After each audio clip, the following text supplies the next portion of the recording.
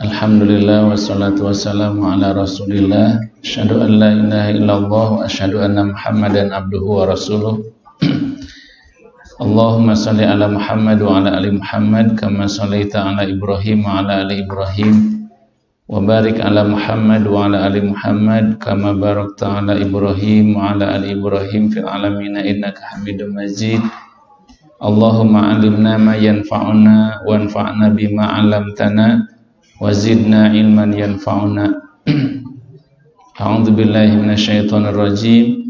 Ya ayyuhalladzina amanu kutiba 'alaikumus shiyam kama kutiba 'alal ladzina min qablikum la'allakum tattaqun. Amma ba'du. Alhamdulillah, kita bersyukur kepada Allah Subhanahu wa taala.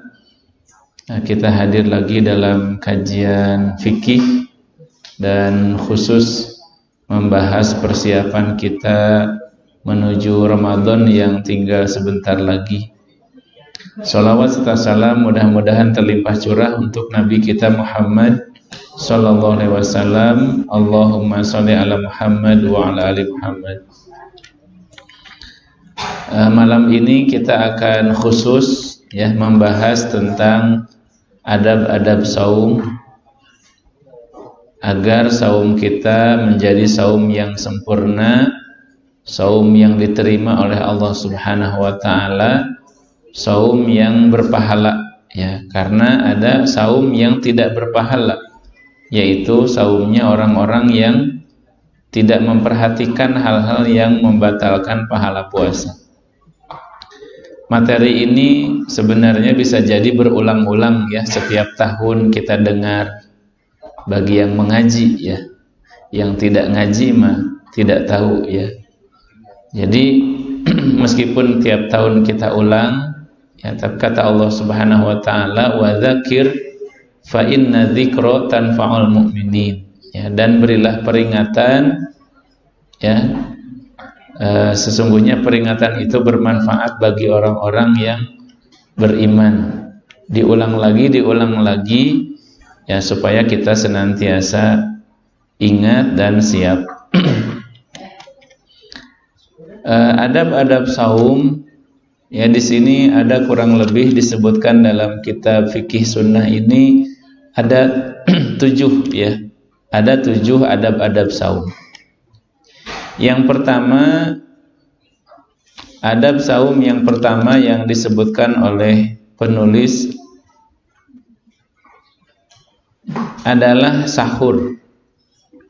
Jadi sahur ini disebutkan oleh penulis termasuk adab saum atau sunnah Sunnah saum artinya sahur ini bukan rukun saum Orang berpuasa tidak sahur juga tetap sah tetap sah.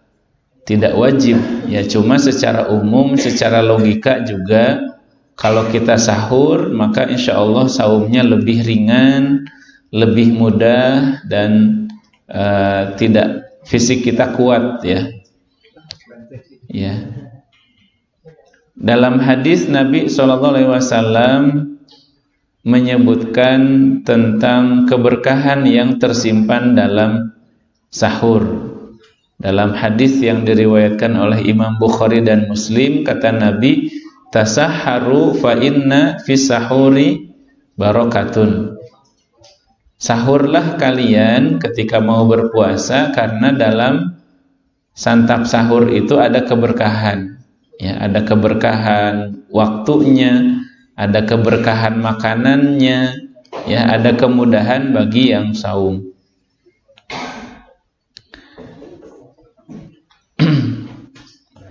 Kemudian sahur itu harus seperti apa? Sahur ini sebenarnya tidak harus mewah Bahkan Sahur itu ya, pahala sahur, keutamaan sahur, kita melaksanakan sunnah sahur itu tetap dapat pahalanya meskipun hanya dengan seteguk air. Jadi kata penulis di sini wa yatahaqqaqu sahuru bi katsiri ta'ami wa qalilihi. Mau banyak mau sedikit sahur itu tetap pahalanya dapat. Bahkan meskipun misalnya hanya dengan segelas air. Kadang kita misalnya mau saum kesiangan, tinggal ya 2 menit lagi, 3 menit lagi azan subuh misalnya, atau habis waktu sahur, gak sempat masak dulu dan sebagainya, ya cukup dengan segelas air juga itu dapat pahala sahur. Ya, sebutir kurma misalnya, ya sebutir kurma tetap sahur.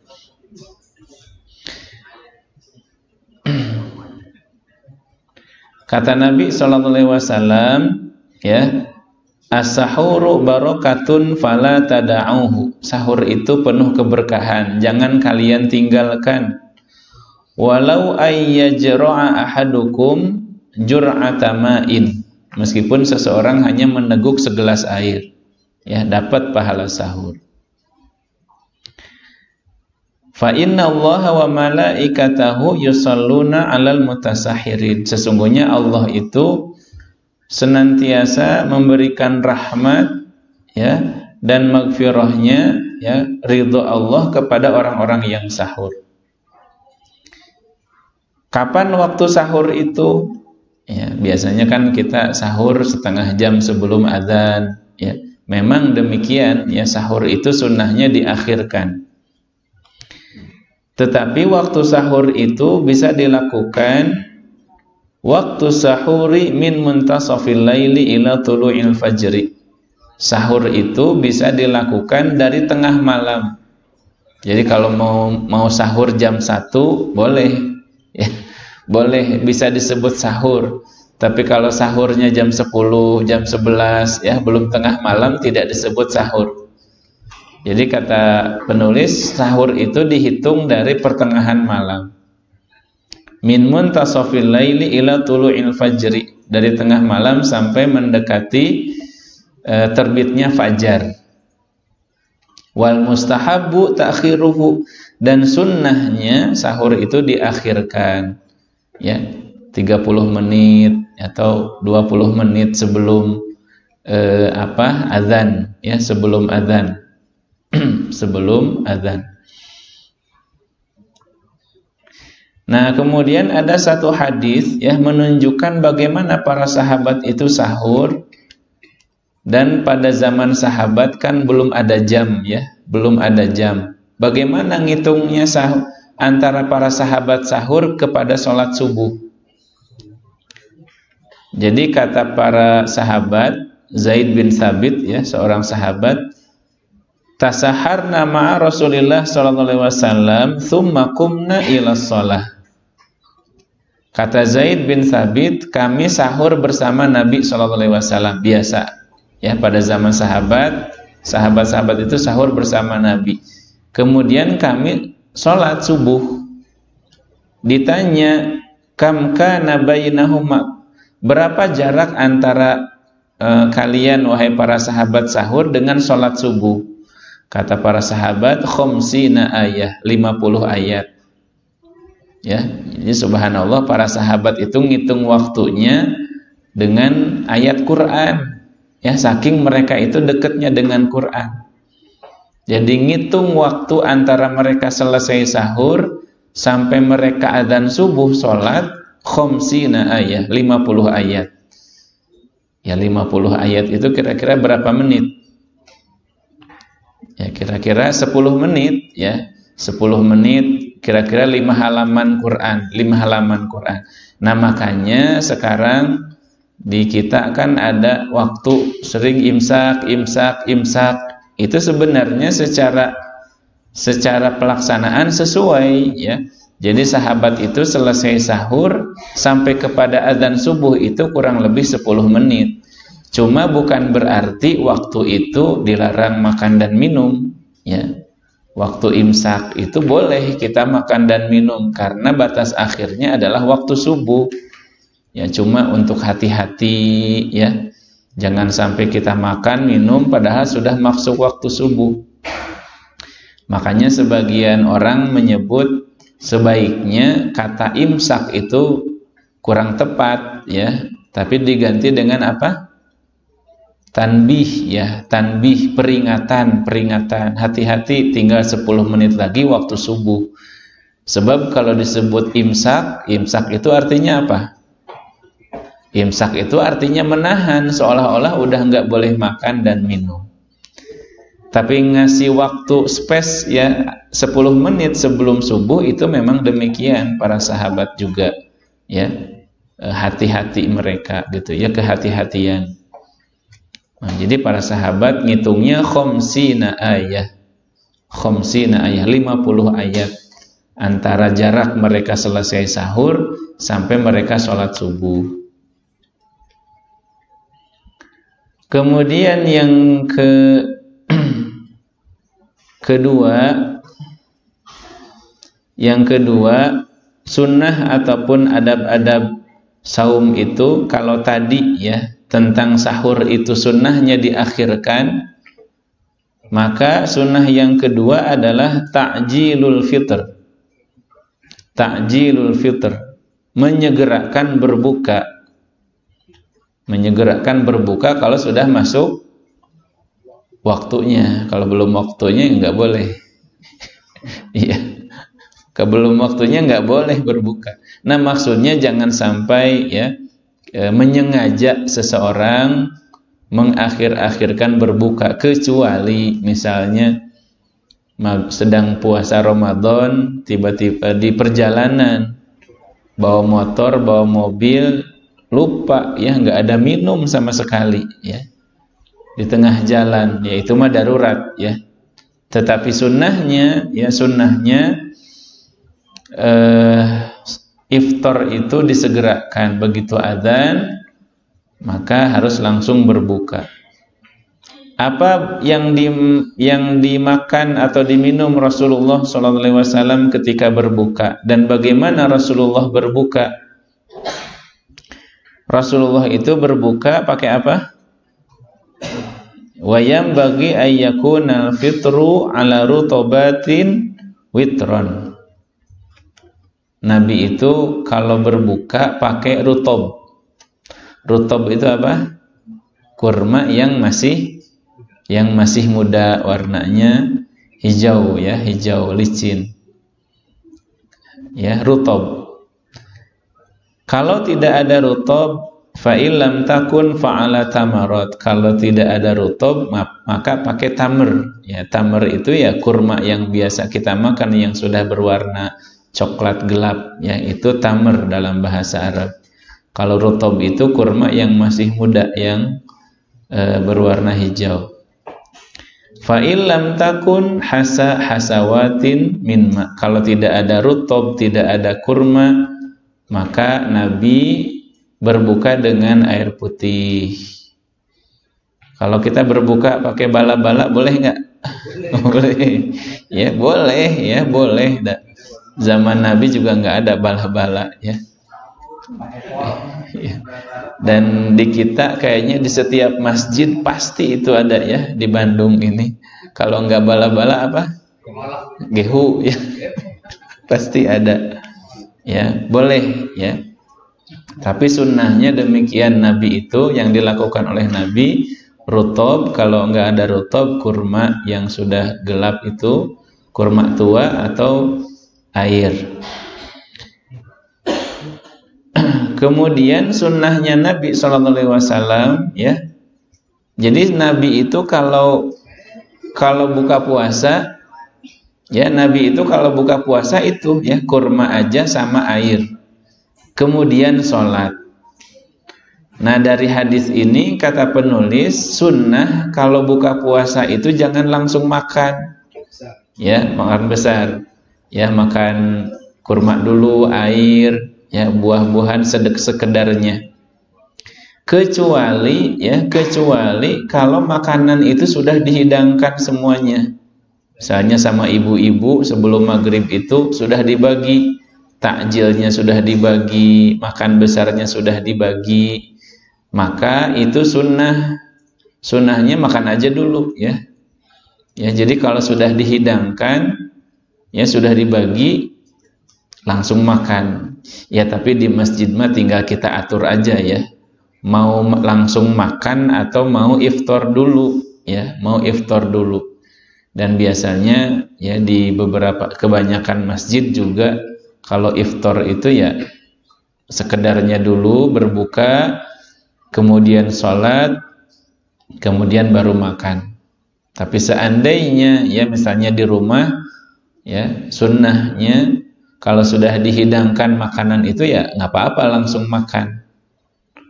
Ya. Dalam satu hadis disebutkan al-asha'u qabla al-isya. Ya. Jadi kalau misalnya kita sudah dihidangkan makanan, maka tidak apa-apa, kita makan dulu, sholat itu diakhirkan. Lebih baik makan ingat sholat daripada sholat ingat makan. Begitu ya logikanya. Tapi sekali lagi diatur aja ya, mau seperti apa. Di masjid kita biasanya umum ya, iftar dulu. Meskipun ketika iftar banyak juga ya makanannya. Habis sholat banyak juga makanan. Kemudian yang ketiga, sunnahnya atau adab-adab berpuasa ini ya, adab-adab berpuasa ini adalah ad-du'a'u indal fitri wa athna as-siyam. Ad-du'a'u indal fitri wa athna as-siyam. Berdoa ketika berbuka dan sepanjang kita sedang berpuasa. Sunnahnya berdoa ketika iftar dan juga sepanjang kita berpuasa.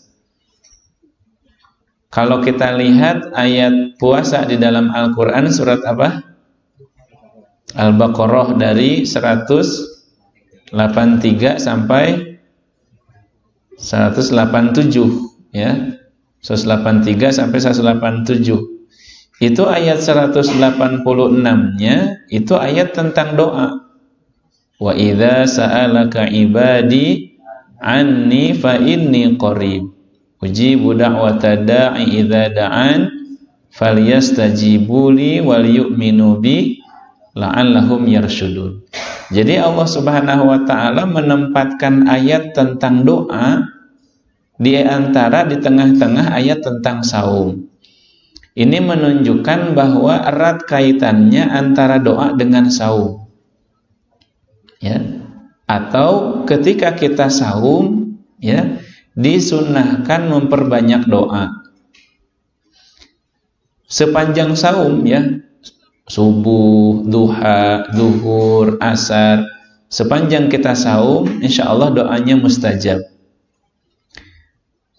Dalam hadis yang diriwayatkan oleh Imam At-Tirmidzi, kata Nabi SAW, ada 3 doa yang tidak akan ditolak oleh Allah. 3 doa yang tidak akan ditolak oleh Allah. Salasatun la turaddu da'watuhum. 3 golongan atau 3 orang yang doanya tidak akan ditolak. As-shaimu hatta yuftir. Orang yang berpuasa sampai dia berbuka. Dari pagi, siang sampai buka selama dia saum, insyaallah doanya mustajab. Ya. Puasa-puasa sunnah. Iya, termasuk puasa sunnah, bukan puasa Ramadan aja ya, semua puasa. Puasa Syawal ya, puasa Senin Kamis, puasa Arafah. Kalau kita berpuasa, insyaallah doanya mustajab. Wal imamul adil, dan doa pemimpin yang adil, pemimpin yang soleh. Wal mazlum, dan doa orang yang terzalimi, doa orang yang terzalimi. Kalau dalam hadis yang lain, 3 golongan orang yang tidak ditolak doanya itu orang yang saum, kemudian wada'watul musafir, doa orang musafir, dan doa orang tua. da'watul musafir wa da'watul walid ala waladihi atau ila waladihi, li waladihi. Jadi banyak sebenarnya ya doa-doa mustajab. Mustajab itu, doa mustajab itu bisa dikarenakan waktu doanya ya. Misalnya waktu sahur, waktu saum, waktu asar di hari Jumat. Atau juga doa mustajab itu dikarenakan siapa orang yang berdoa? Orang yang sedang musafir, ya, orang yang terzalimi, orang tua itu ya, mustajab. Apa doa yang masyhur ya kalau kita buka puasa ya? Ya, yang umum di masyarakat, Allahumma laka sumtu wa bika amantu wa ala rizkika aftartu bi rahmatika ya arhamar rahimin. Tetapi yang lebih afdal, yang sesuai dengan sunnah Nabi SAW berdasarkan hadis ya, apa doanya? Dhahaba dhama'u wabtallatil uruqu wa thabatal ajru insyaallah. Dhahaba dhama'u wabtallatil uruqu wa thabatal ajru insyaallah. Artinya apa? Dhahaba dhama'u, telah hilang rasa dahaga. Wabtallatil uruqu, dan urat-urat ataupun aliran darah telah basah, maksudnya telah seger lagi.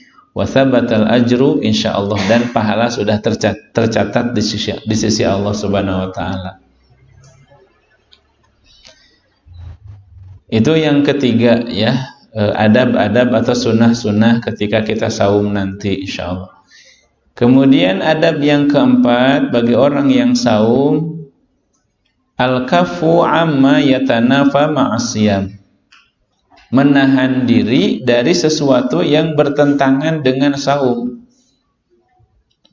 Kita saum, niatnya ibadah karena Allah, niatnya meraih takwa, niatnya melatih diri untuk sabar, menjauhi kemaksiatan. Nah, jangan sampai kita niatnya begitu tapi yang dilakukan bertentangan. Ya. Jadi kalau kita saum, jangan melakukan hal-hal yang bertentangan dengan saum yang malah bisa membatalkan pahalanya. Tantangan terbesar zaman sekarang apa? Ya, iya, ya, handphone, ya,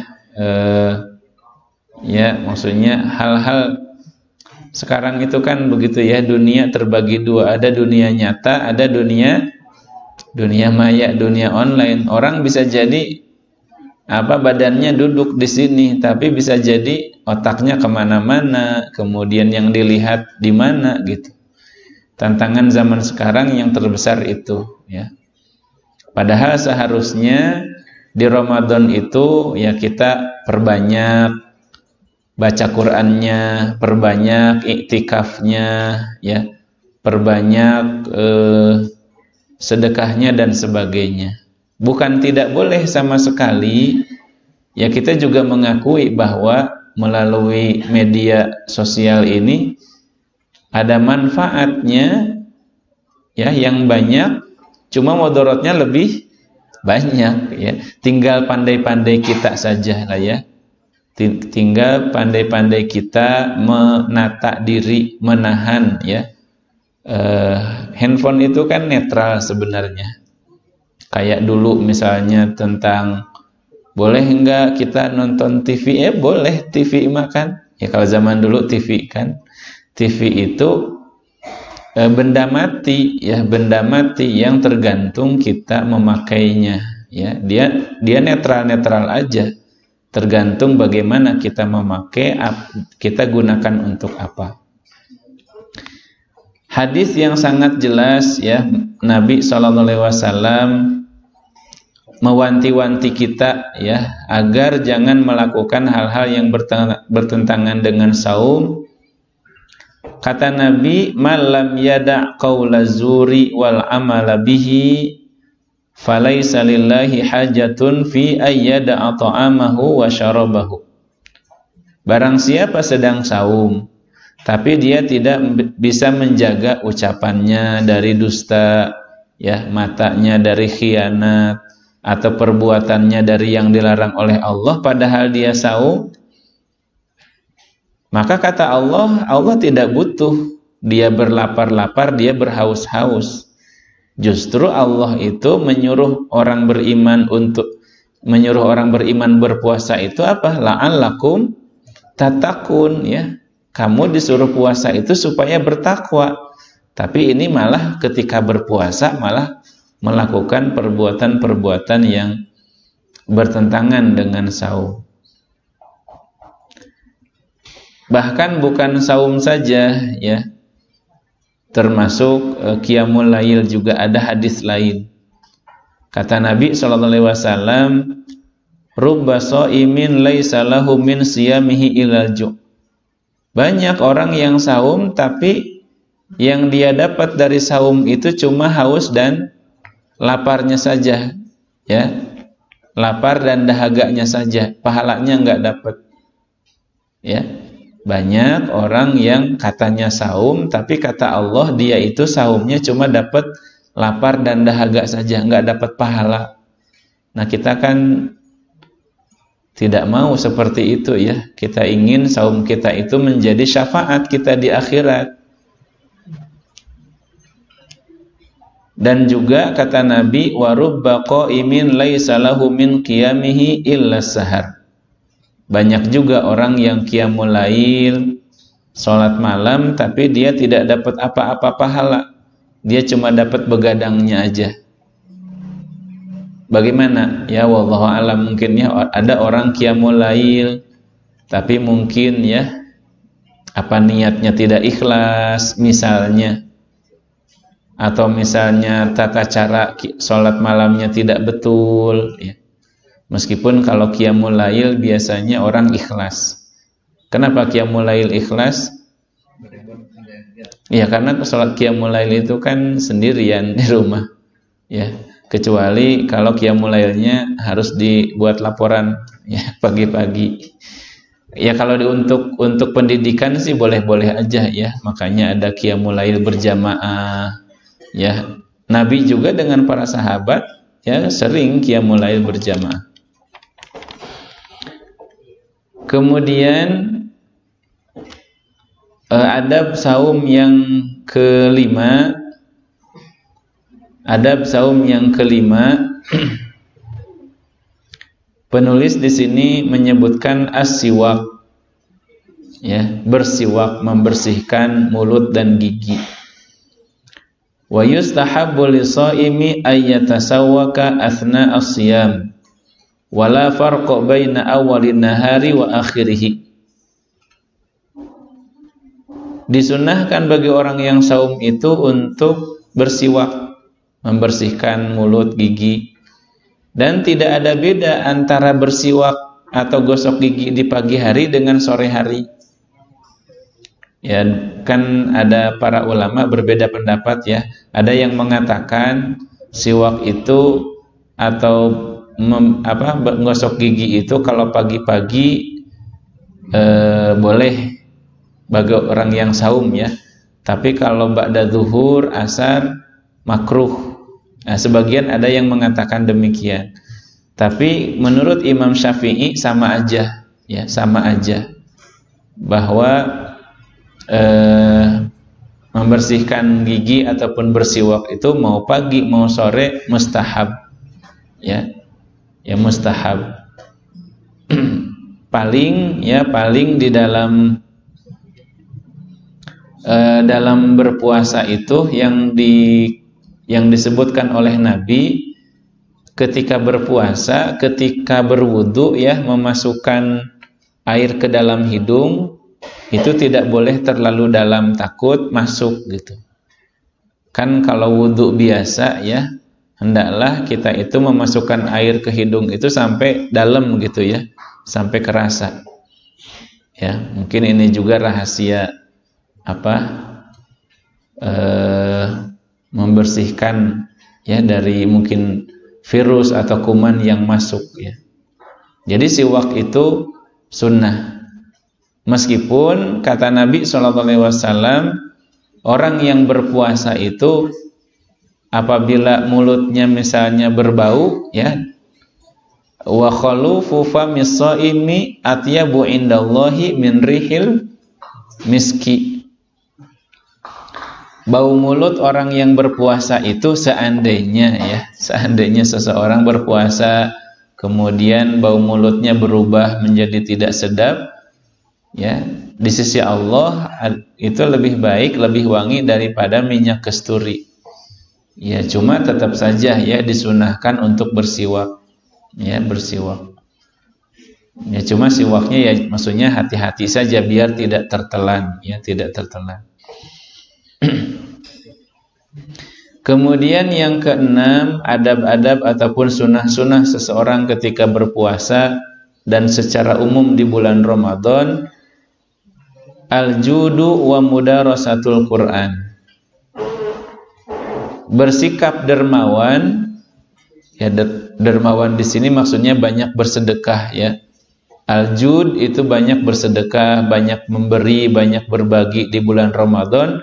Wa mudarasatul Quran, dan mempelajari Al-Quran, baca Quran, ya, memahami Al-Quran.